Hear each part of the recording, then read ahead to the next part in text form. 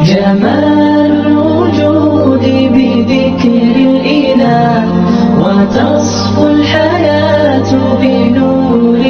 Perkenalkan, kami dari kelompok Kelurahan Tegalrejo, Kecamatan Argobungo, di mana kami akan meneliti sebuah masjid di Tegal itu sendiri, yaitu kurang lebih 13 masjid yang akan kami teliti. Tapi kami memilih-milih satu masjid yang kita akan teliti dari semua masjid yang terunik. Kemudian kami mendapat satu nama masjid, yaitu Masjid Al-Ihsan. Ingin tahu kelanjutannya? Mari ikuti.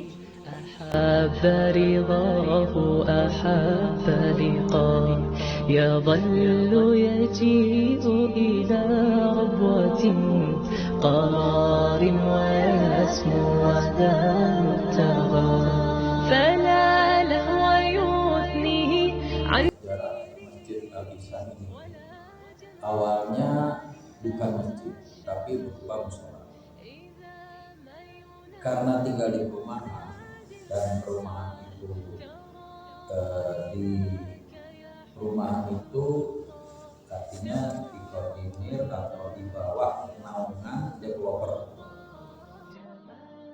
Rupanya developer kami itu saya lupa ya. Pada tahun 1982 perumahan ini dibangun. Kemudian developer itu tidak menyediakan rumah ibadah, baik ibadah untuk agama Islam maupun Kristiani atau ibadah yang lain. Setelah itu kita minta pada developer supaya dibangunkan masjid karena mayoritas dari penduduk kita adalah Islam. Ya. Developer menjawab, kalau nanti saya mendirikan masjid, tentunya agama lain juga mendirikan gereja. Nah, akhirnya ada tanah kosong di sini, tanah itu, tanah kosong. Nah, tanah kosong ini sebagai developer dengan bisnis itu harus dibeli. Oke, kita beli, tapi jangan seharga itu, jangan seharga pasaran. Tapi kami berbeda karena kami itu menginginkan ini untuk masjid. Oke, disetujui developer. Akhirnya kami kongsi. Kalau kongsi bahasanya urunan, ya, urunan lah masjid yang ada di RT ini. Kita sepakat bahwa kita jangan minta sumbangan dari mana-mana, tapi mari kita dirikan musola tempat kita berjamaah itu dari kita. Itu kita sepakat terjadi. Rupanya Tuhan berkehendak lain. Bukan musola yang didirikan, tapi masjid. Ada jamaah kita rupanya kontraktor, seorang kontraktor tol itu Semarang Solo ya. Semarang Solo sudah mau berdiri lah, namanya Pak Ihsan, makanya kontraktor ini rupanya dermawan. Sudah nggak apa, nanti saya bangunnya. Pada waktu dibangun masjid ini, rupanya dari gambarnya dia sebagai dia arsitektur, dari gambarnya dia itu kurang, artinya kurang luas. Maka oleh beliau dibelilah tanah, harganya berapa? Dibelilah tanah di samping ini di sebelah barat timur, sebelah selatan barat itu dibeli oleh beliau. Harganya saya lupa. Itu 200 meter. Akhirnya bukan musola tapi diperlebar menjadi masjid. Nah, kami itu urunan ala kadarnya. Artinya ala kadarnya kemampuan kita. Nah, kalau dikalkulasikan masjid ini itu sekitar 2 miliar lebih. 2 miliar ya. Jadi kita itu muslim di sini pegawai negeri yang berpenghasilan kecil itu hanya 35 orang. Jadi kalau seandainya kita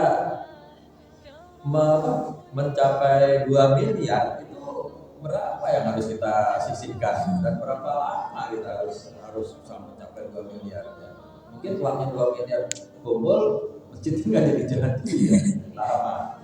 Akhirnya Pak Ihsan ini memang seorang dermawan, dia mentekal semua. Kita hanya ala kadarnya itu artinya gini, misalnya bukan apa, misalnya rokok bukan, makan minumnya bukan, ya ringan-ringan deh minumnya bukan. Nah itu yang kita apa namanya, eh,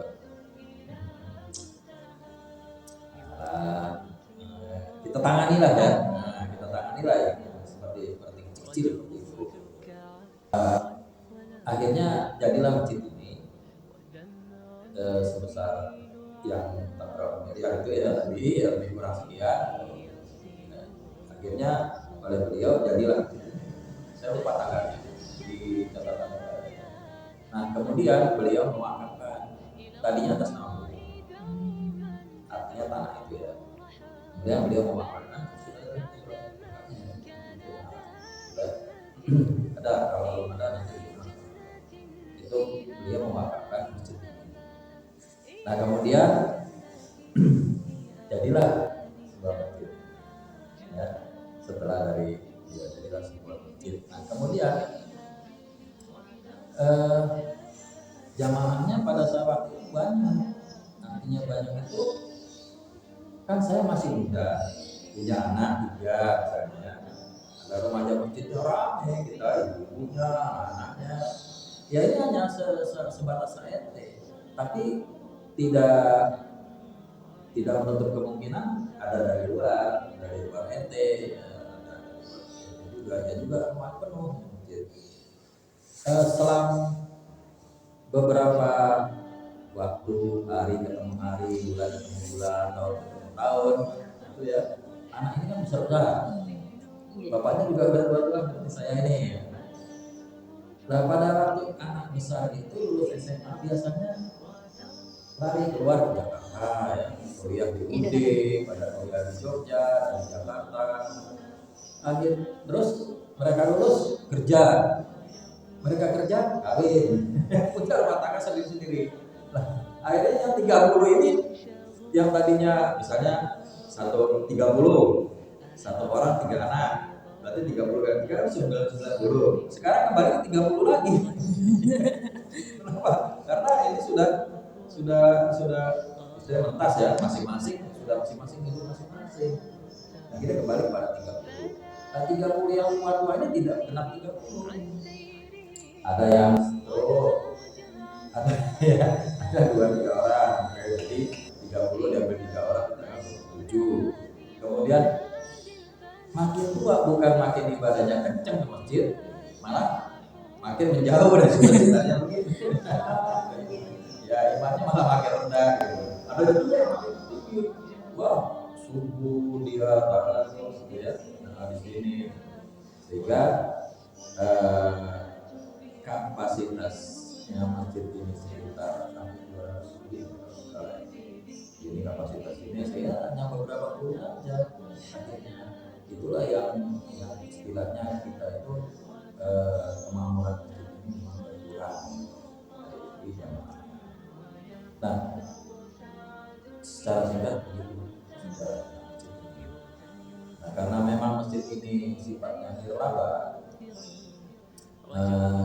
kita memang tidak ada koperasi masjid, ya, tidak ada. Tabungan kita itu bahkan ada bagi sekedar bayar listrik, air, bagi itu, terus kemudian untuk konsumsi masjid seperti apa, supermarket, sabun, itu konsumsi masjid. Air pun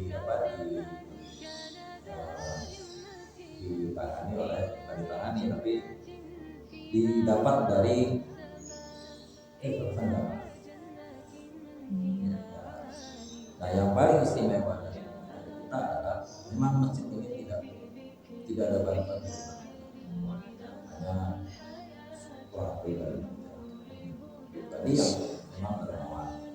Jadi yang ada di sini di masjid ini adalah bukan dari sumber siapa-siapa, tapi memang dari swadaya masyarakat itu sendiri.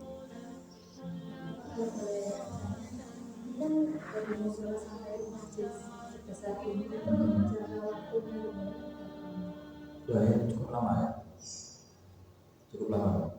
Ini kita itu datang, bukan, mendirikan musola itu 1900 ya 1990 lah jadi musola. Artinya musola itu layak ya. Jadi yang depan itu musola. Depan ini, batas depan ini musola. Ya, itu 1990.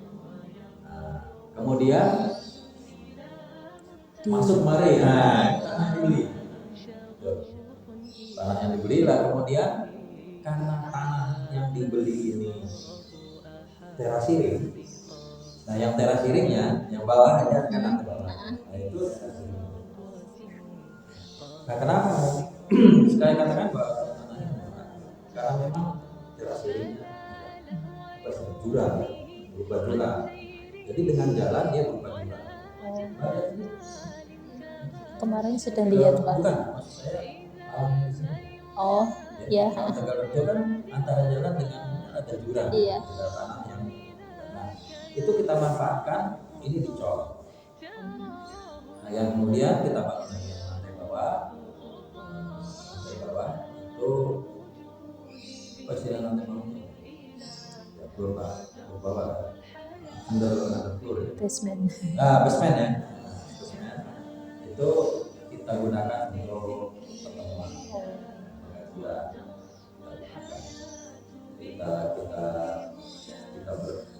Kita desain tahun 1990. Kemudian tahun ini didirikan itu 2020. Kita 2020 barulah kita itu berjuang bergerak. Artinya seperti ini. Awalnya bertahap, artinya bertahap baru tengok. Nah, kemudian oleh Pak Ihsan, wah ini lama ini kalau hanya mengharapkan dari hubungan warga. Katakanlah begini, satu warga kita patok 5 juta, diangsur 1 juta 1 bulan. Berarti kan 5 bulan ke depan baru kumpul 5 juta kali 30,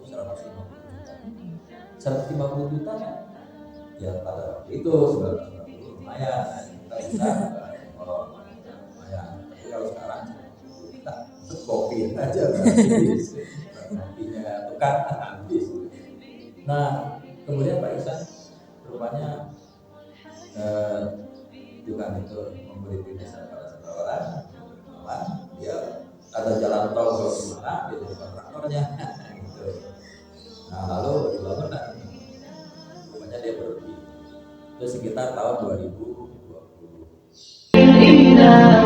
وتصفو الحياة بنور هدى وتطلب نفس له طاعة ويبلغ